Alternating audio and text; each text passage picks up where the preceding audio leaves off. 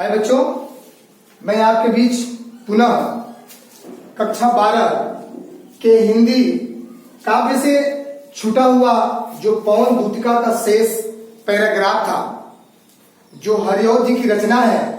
हमने बताया था कि पवन दूतिका में राधिका जी पवन को अपनी दूतिका बनाकर के कृष्ण श्याम के पास भेजती हैं, और वह जब बताती हैं तो कहते हैं कि जब तुम मथुरा में जाओगी, तो क्या कह रही हैं कि जाते जाते पहुंच मथुरा धाम में उत्सुकता।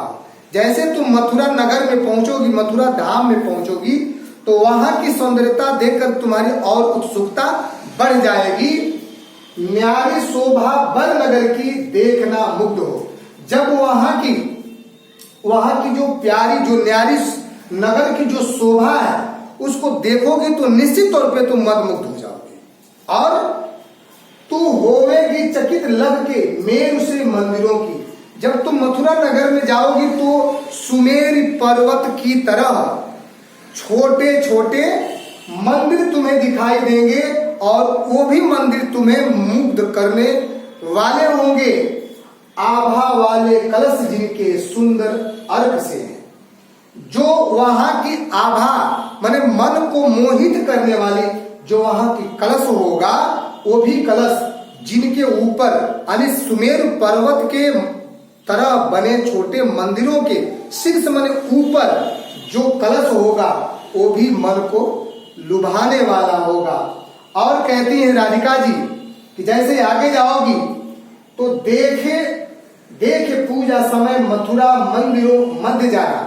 यदि तुम्हें दिखाई दे कि मथुरा नगर में जो मंदिर बने हैं उन मंदिरों में पूजा पाठ हो रहा होगा, तो उन मंदिरों के मध्य माने बीच में जाना, और नाना वाद्यों मधुर स्वर की मुग्धता को बढ़ाना। जो वहां मंदिरों में वाद्य जो बजाने वाले यंत्र रखे होंगे उनके मधुरता, उनके स्वर को और अपने माध्यम से मुग्धकारी बना देना।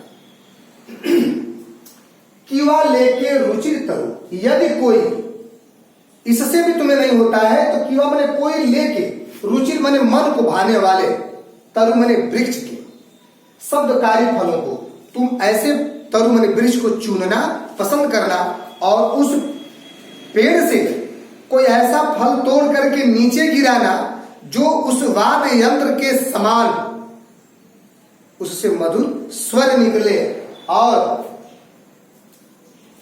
यह देख धीरे धीरे मधुर रव से मुग्ध हो बजाना। ऐसे उस मधुरता उसमें वाद्य में ऐसा प्रदान करना जो सुनने वाले और भी मुग्धकारी हो जाए और भी सुंदर लगे। तू देखेगी जलद तन को जा वहीं तदगता हो। जैसे तुम मेरे श्याम कृष्ण कन्हैया के पास पहुंचोगी तो तू देखिए क्या, जलद मने बादल, जल मने लोग, उन्हीं जलद के समान तदगता जहां सुंदरता दिखाई देती हो। होंगे लोन नयन उनके, जब तुम नहीं पहचान पाओगी तो मैं तुम्हें इस तरह का चिन्ह बता रही हूं कि तुम पहचान जाओगे कि मेरे श्याम कृष्ण कन्हैया है। होंगे लोन नयन उनके, जो उनके नयन, दोनों जो नयन होंगे बड़े होंगे, ज्योति उत्कीर्णकारी, उनकी आंखों से ऐसी आभासी ज्योति प्रफुल्लित होगी जो तुम देख करके क्या हो जाओगी, पहचान जाओगी। मुद्रा होगी वर बदन की मूर्ति सी सौम्यता की, मुद्रा उनकी ऐसी होगी, उनकी शरीर की बनावट ऐसी होगी जैसे मूर्ति, जो पत्थर सी मूर्ति बनी होती है और उनकी सुंदरता इतनी उत्कीर्ण होती है, वैसे ही मेरे कृष्ण कन्हैया की बने हुई शरीर का आकार होगा। सीधे साधे वचन उनके, बिल्कुल बोलेंगे तो सीधे साधे, बिल्कुल सरल उनकी मृदुल बाणी होगी, सिक्त होंगे सुधा उनके। जब वो बोलेंगे तुम्हें तो उनके मुख से मानो कि ऐसा जो सुधा अर्थात अमृत का बरसात हो रहा हो। आगे, नीले फूले कमल दल सी गात की श्यामता है, उनके शरीर की ऐसी बनावट है जैसे कमल के फूल के पत्ते का बनावट होता है, ठीक वैसे ही गात उनके शरीर की बनावट है।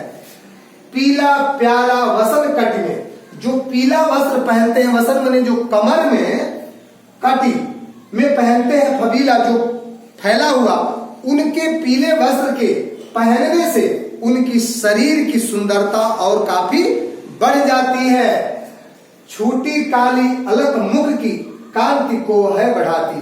जो उनके सर पे जो बाल है, जो छोटी काली जो काली बाल है अलग उनके आगे मुख की जैसे लटकती है मुख पे, तो उनके मुख की कांति और क्या होती है, बढ़ जाती है, उनकी सुंदरता और बढ़ जाती है। सद वस्त्रों में नवल तरकी, जो नए पीले वस्त्र पहने हुए हैं वो मानो नए वस्त्र हैं। तो जब नए वस्त्र हैं, सद माने सही वस्त्र जब उनके शरीर पे पड़ता है तो नवल माने नए, तन माने शरीर की फूटती सी प्रभा, जैसे मानो कि उनकी शरीर से नए किरण की ज्योति क्या हो रही है, चमक रही है, निकल रही है, फूट रही है। साचे ढाला सकल वपु है दिव्य सौंदर्यशाली, मानो उनके शरीर सचमुच में साचे में ढाली गई हो, वैसे पूरी शरीर उनकी दिव्य सुंदर दिख रही है, सौंदर्य है, सुंदर है। सत पुरुषों से सुरभि उनकी प्राण संपोषिका है। जैसे पुष्पों को संचित या संपोषित करने वाली जो उनके जो जड़ होते हैं, वैसे ही उसकी सुंदरता, उनकी सुंदरता ऐसे है जो उनके प्राण की संपोषिका है। उनके संपूर्ण शरीर की आभा को, सुंदरता को संपोषिका की तरह उत्कीर्ण करने वाली होगी। दोनों कंधे वृषभ वर्षे हैं बड़े ही सजीले, जो उनके कंधे देखोगी तो उनके कंधे वृषभ अर्थात बैल साढ़ की तरह क्या होंगे, बड़े ही मजबूत सुढौल होंगे। लंबी बाहें कलभ करसी शक्ति की पेटिका है। जो उनकी लंबी बाहें हैं, जो उनका लंबा बाह है, कलभ माने होता है हाथी के सूंड के समान, शक्ति की पेटिका है। उनका लंबा जो बाह है, जो हाथी के सूंड के समान शक्तिशाली है, शक्ति की पेटिका है उनका बाह, उनकी भुजा।